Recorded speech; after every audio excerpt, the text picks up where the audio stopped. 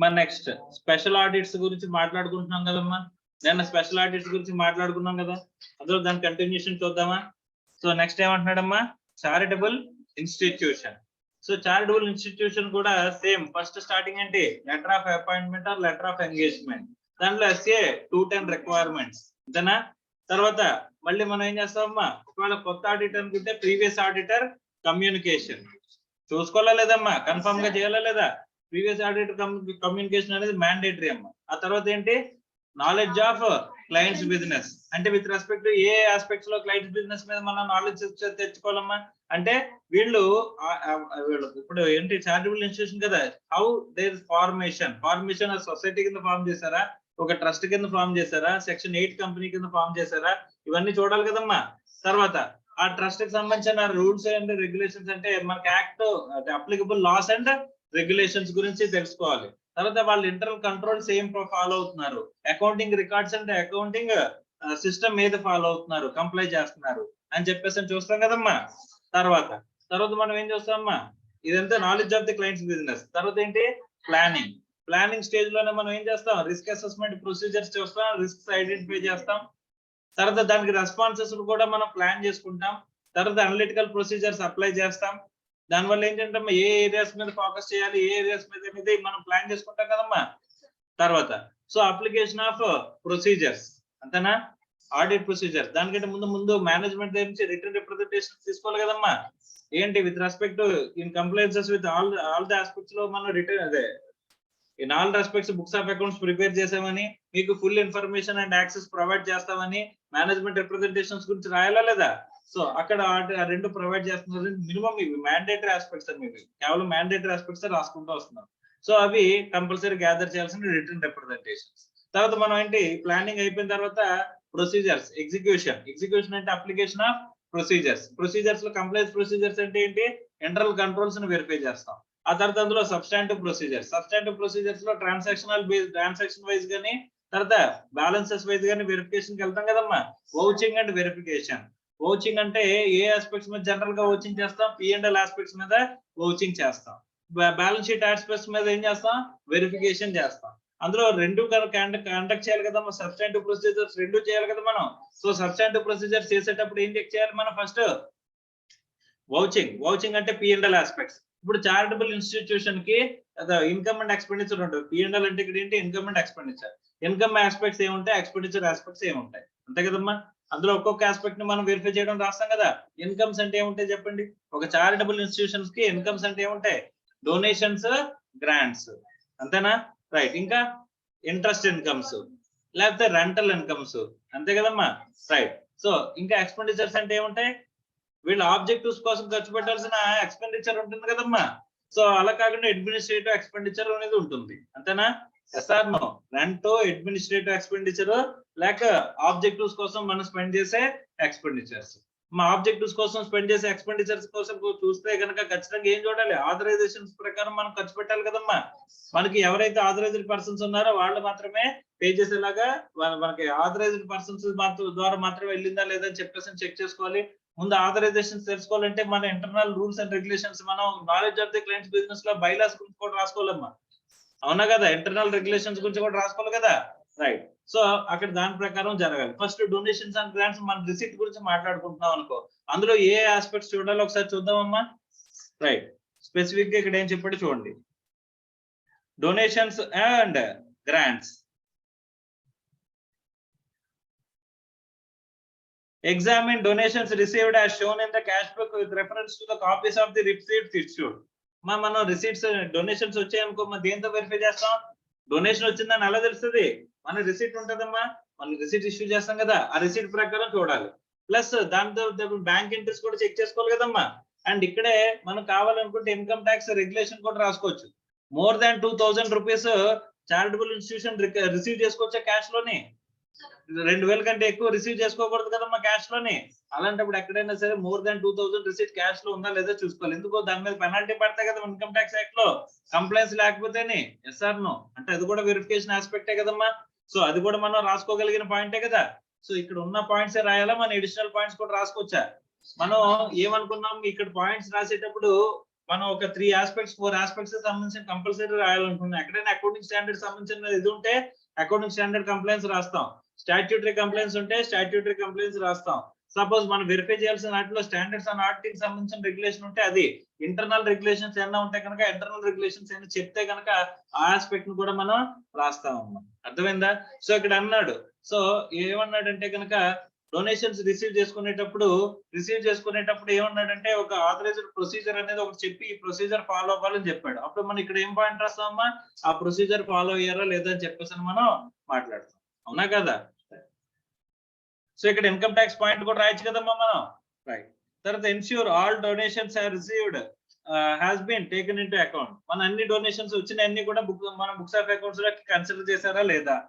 Check the periodical internal report with respect to donations received during the period, monthly or quarterly. Donations may also be received in kind. Ensure the proper recognition in the books of accounts. మనకి కేవలం cash లోనే donations వస్తాయా? Donations అనేవి cash లోనే వస్తాయా? Assets రూపంలో కూడా ఎవరో ఒకటి ఇవ్వచ్చు కదమ్మా. వచ్చినవి ఇన్ కైండ్ వస్తే కనుక వాటిని మనం ప్రాపర్ గా మనం దాంట్లో రికార్డ్ చేసాం లేదా బుక్స్ ఆఫ్ అకౌంట్స్ లో అని చెప్పేసి చూసుకోమా. Yes or no? సో తర్వాత ఇప్పుడు ఇది capital grant revenue grant. Capital grant కింద వచ్చింది అనుకోమో, బిల్డింగ్ ఇచ్చాడు ఎవడో వచ్చి, అది క్యాపిటల్ గ్రాంట్ రెవెన్యూ గ్రాంట్? అది క్యాపిటల్ గ్రాంట్. దాన్ని తీసుకొచ్చి మన బుక్స్ లోని రెవెన్యూ ఇన్కమ్ కింద చూపిస్తామా?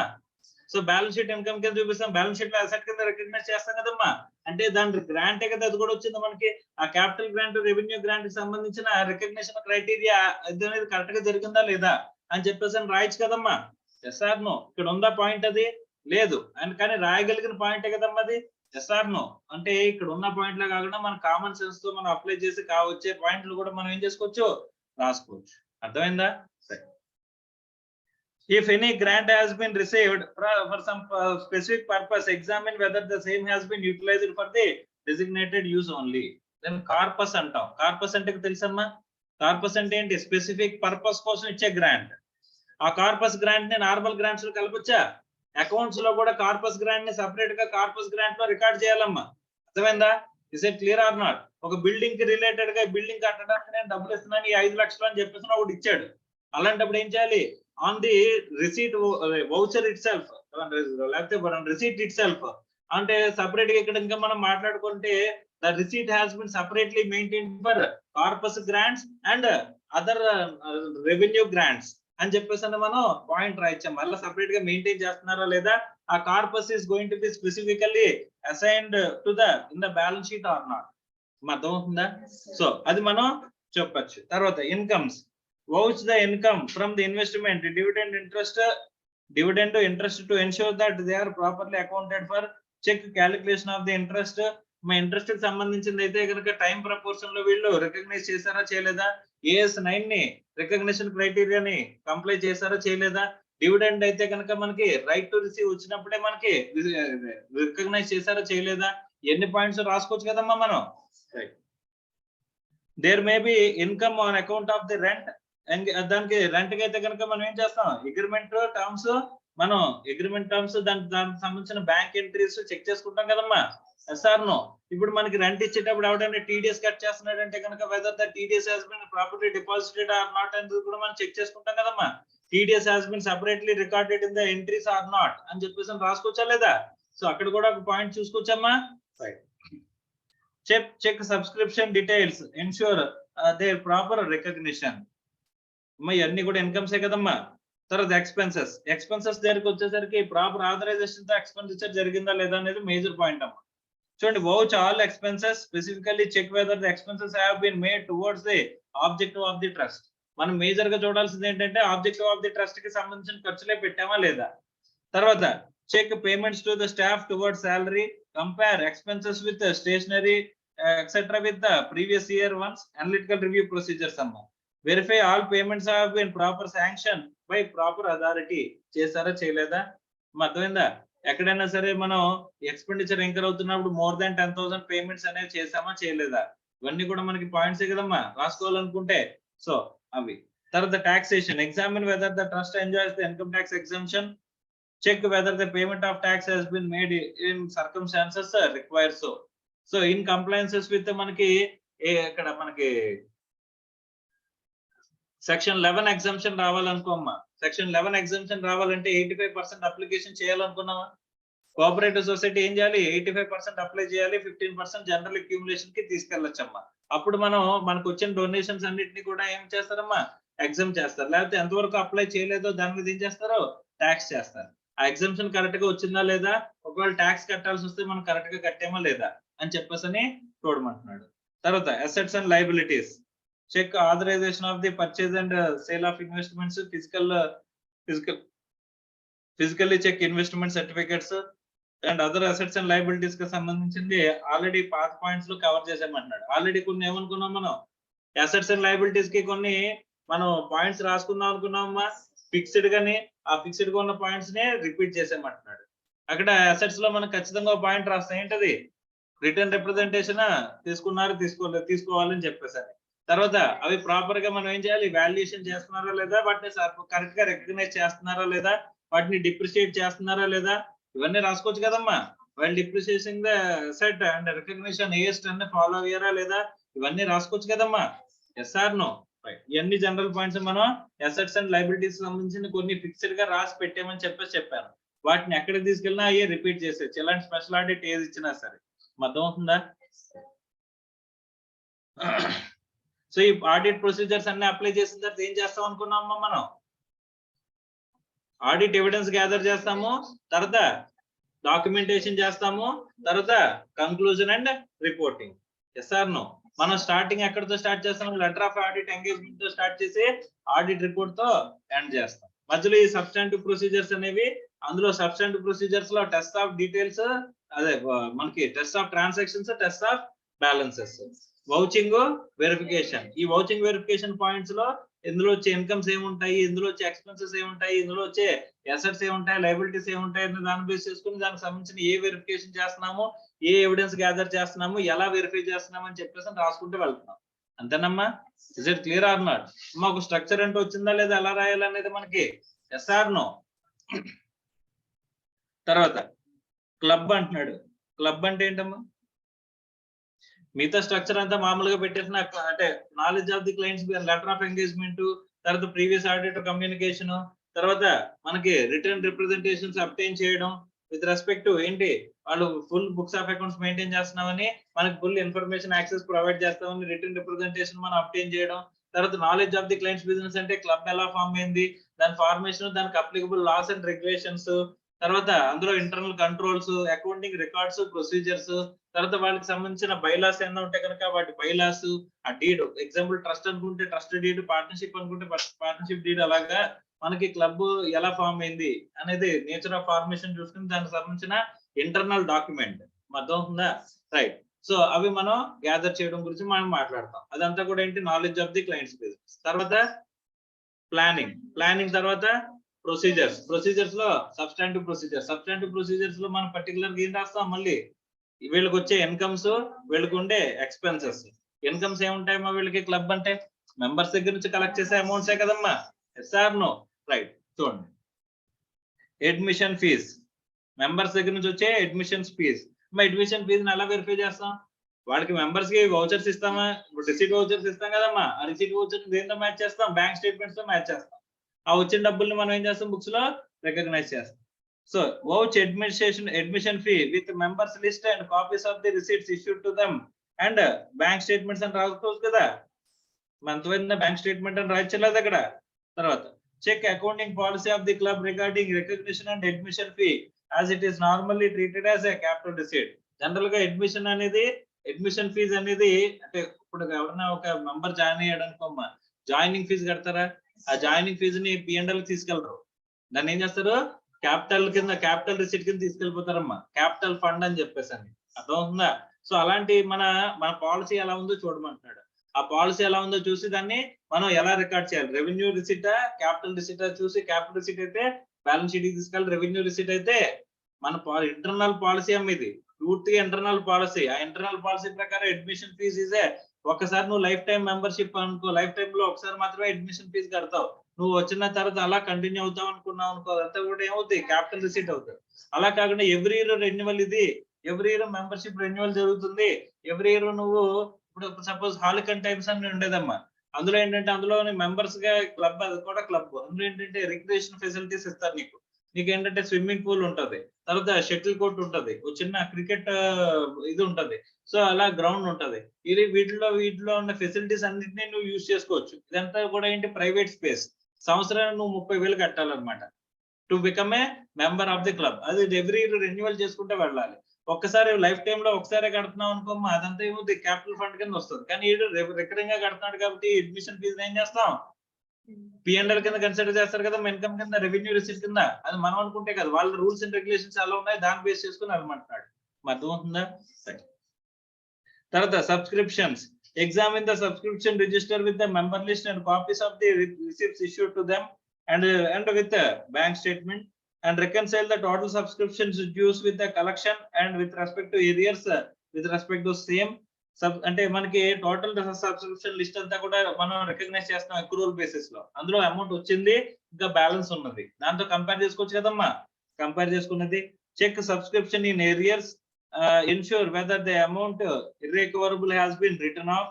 అంటే ఇంకా ఎన్నాళ్ళైనా రావట్లేదు దాన్ని రైట్ ఆఫ్ చేసామా లేదా, దానికి సంబంధించిన ప్రొసీజర్స్ ఫాలో అయ్యాం లేదా.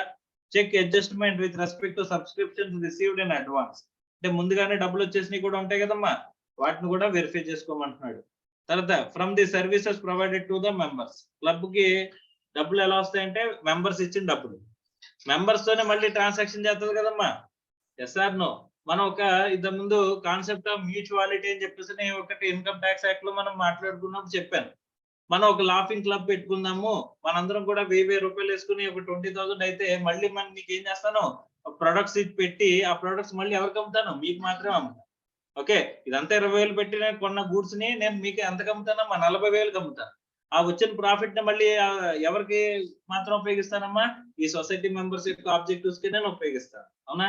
సో మరి అలాంటి ట్రాన్సాక్షన్స్ చేస్తే కనుక, అలా సర్వీసెస్ అయినా ప్రొవైడ్ చేస్తే కనుక మెంబర్స్ కి, examine the rate criteria enlisted in rules different services like sports, swimming, restaurant, etc. Examine whether the charges have been recovered from the members, special services provided to them, vouch revenue from the sale of cigar, wines, etc. ఇవన్నీ కూడా మనం records కాదు, vouchers తో మనం match చేసుకోవాలంటే receipts అన్నిటిని కూడా. తర్వాత పేమెంట్స్ అంటే పర్చేజెస్. ఇవన్నీ అప్పుడు పర్చేజెస్ ఎప్పుడు జరిగినా ఇదేం చేస్తాం, శాంక్షన్స్, అప్రోప్రియేట్ అథారిటీ శాంక్షన్ తో మనం ఆథరైజేషన్ తో పర్చేజ్ చేసామో లేదా చెక్ చేస్తాం కదా. Right. Examine whether the payments are different sports items and furniture has been made after a proper sanction, and ensure bulk purchases of food items, sports material have been made from the approved vendors. Check entries in the cash book and regarding payment on account of purchases. The administrative expenses. Ensure the salary to staff has been properly calculated and accounted for. Check payments towards phone and electricity bills received by the club and compare various expenses with the previous year ones. Identity analytical review procedures. అంతేనా? So తర్వాత assets and liabilities గురించి మళ్ళీ మనం separate గా రాయాల్సిన అవసరం లేదు కదమ్మా. ఇందులో స్పెసిఫిక్ గా రాయాల్సిన పాయింట్స్ ఏం చెప్తున్నాడు, స్టాక్ గురించి రాయమంటున్నాడు. So physical verification of stock register, valuation correct గా చేసామో లేదని చెప్పేసి అంటున్నాడు. మిగతా అదర్ అసెట్స్ గురించి ఇంత ముందు రాసిన పాయింట్స్ రాసేయమంటున్నాడు. అర్థమైందా? ఇదేంటిది క్లబ్ అంటే. ఇక్కడ మనం ఈ దేని గురించి స్పెసిఫిక్ గా చూడాల్సిన అవసరం ఉందమ్మా, సబ్స్టాంటివ్ ప్రొసీజర్స్ గురించే కదమ్మా. సబ్స్టాంటివ్ ప్రొసీజర్స్ లో ఇన్కమ్స్, ఎక్స్పెండిచర్, అసెట్స్, లయబిలిటీస్, ఈ ఒక్కొక్క హెడ్ కి అంటే ఒక్కొక్క స్పెషల్ ఆడిట్ కి సంబంధించి దాని మీద ఏముంటుంది, ఒక్కొక్క స్పెషల్ ఇన్కమ్స్, స్పెషల్ ఎక్స్పెన్సెస్ ఉంటాయి కదమ్మా. వాటి గురించి మనం చూస్తాం. హోటల్ అన్నాడు. మళ్ళీ హోటల్ అంటే మళ్ళీ సేమ్ ఫస్ట్ చరిత్ర అంతా మనం ముందు మామూలుగా knowledge of the clients business, letter of appointment, management representation letters, knowledge of the clients business లో టైప్ ఆఫ్ ఫార్మేషన్, దానికి అప్లికబుల్ అయ్యే rules and regulations, internal control, accounting record, accounting system, ఇవన్నీ కామనే కదమ్మా. సో తర్వాత ప్లానింగ్ కామనే. తర్వాత complaints procedures, substantive procedures లో మనం ఇప్పుడు పాయింట్ రాస్తాం. ఏంటవి ఏముంటాయి, మనం సబ్స్టాంటివ్ ప్రొసీజర్స్ లో ట్రాన్సాక్షన్స్, తర్వాత బ్యాలెన్సెస్. ఆ ట్రాన్సాక్షన్స్ ఏం జరుగుతాయి, లైక్ P&L కి సంబంధించిన ఐటమ్స్. P&L కి సంబంధించిన ఐటమ్స్ ఏముంటాయమ్మా, ఈ రూమ్ రెంట్స్, సేల్స్, తర్వాత రెస్టారెంట్ ఇన్కమ్, అదర్ ఇన్కమ్స్. అర్థమైందా? తర్వాత పేమెంట్స్ లో purchase items, staff payments, taxes, commission అంటున్నాడు. ఇవన్నీ ఎక్స్పెండిచర్స్, ఇవన్నీ కూడా ఎక్స్పెండిచర్స్. ఇవే ఎక్స్పెండిచర్స్ రాయాలా? ఇవే ఎక్స్పెండిచర్స్ రాయాలా? మనకి ఇంకా రాసుకోవచ్చు కదమ్మా, అడ్మినిస్ట్రేషన్ ఎక్స్పెన్సెస్ అని, అలా ఎక్స్పెన్సెస్ అన్ని కూడా రాసుకోవచ్చు కదమ్మా మనం. So sales and promotion, advertisement expenditure రాసుకోవచ్చా? వీడు రాయలేదు. మనకి హోటల్ అంటే హోటల్, హాస్పిటల్ లేదు, హోటల్ అంటే అడ్వర్టైజ్మెంట్ ఎక్స్పెండిచర్ కూడా ఉంటుంది కదమ్మా. సో ఈ ఎక్స్పెండిచర్స్ గురించి అన్నిటి గురించి కూడా మనం రాసుకోవచ్చు. సో అందులో first room rents or sales అంటున్నాడు. మరి దేంతో మనం కంపేర్ చేస్తాం? డైలీ ఆక్యుపెన్సీ రిపోర్ట్ తో మనం కంపేర్ చేయండి.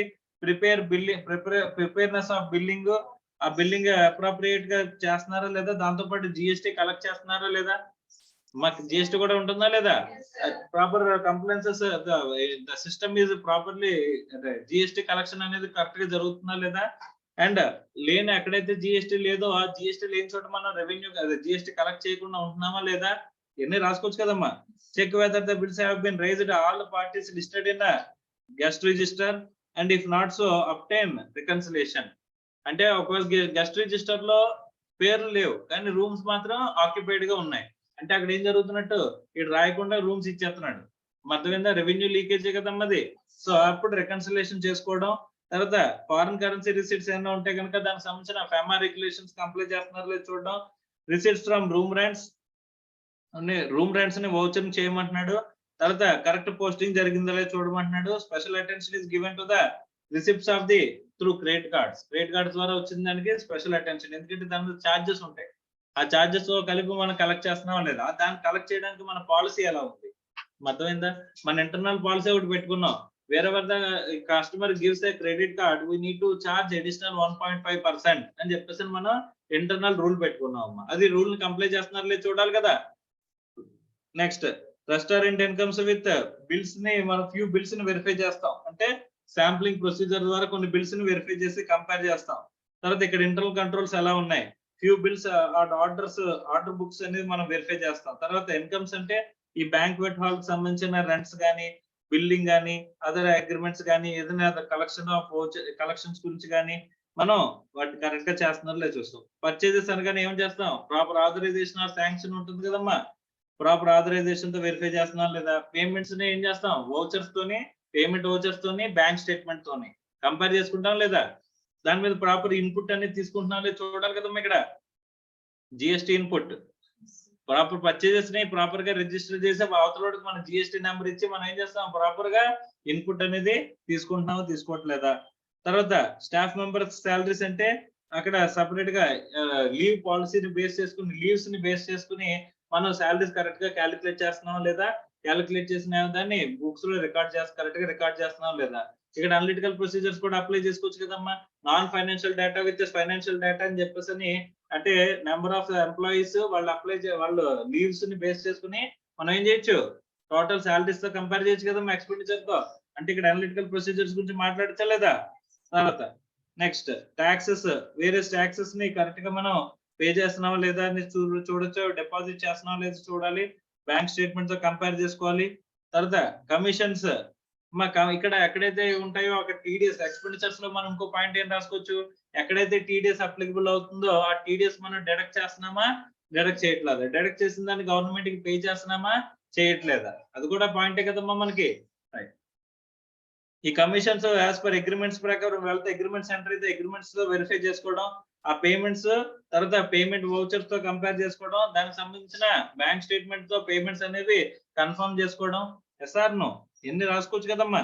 తర్వాత ఎక్స్పాన్షన్ ఎక్స్పెన్సెస్ అంటే క్యాపిటల్ ఎక్స్పెండిచర్ ఎక్కడ కూడా రెవెన్యూ ఎక్స్పెండిచర్ లో ఎంటర్ చేయకుండా ఉంటున్నావా లేదా. మా ఎక్స్పాన్షన్ అంటే అడిషనల్ ఎక్స్పెండిచర్ ఎంటర్ అవడమే కదా, దాన్ని ఏం చేయాలి, క్యాపిటల్ కి చార్జ్ చేయాలి. సో సారీ క్యాపిటల్ అసెట్ కి చూపించాలి.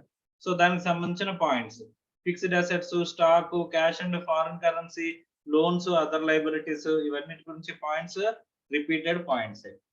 అంతేనా. ఇలా మనం ప్రతి దాని మీద మనం ఏం చేసుకుంటూ వెళ్ళొచ్చమ్మా, రాసుకుంటూ వెళ్ళొచ్చు. సో ఇవాళ కూడా ఒక 3 అయినాయి కదమ్మా. ఇవాళ ఏం చూస్తాం, చారిటబుల్ ఇన్స్టిట్యూషన్స్, క్లబ్స్, హోటల్స్. ఇంతేనా. నెక్స్ట్ మనం నెక్స్ట్ క్లాస్ లో మిగిలిన చూద్దాం. రైట్.